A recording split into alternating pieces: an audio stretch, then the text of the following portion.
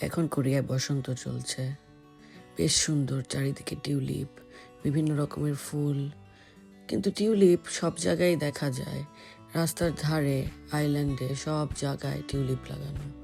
Soul ফরেস্টে গেলেও tulip দেখা যাবে।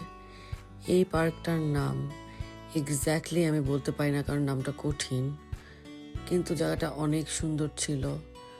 এখানে সবাই সাইক্লিং করতে আসছিল, ফুল দেখতে আসছিল, ছবি তুলছিল, পরিবেশ উপভোগ করছিল।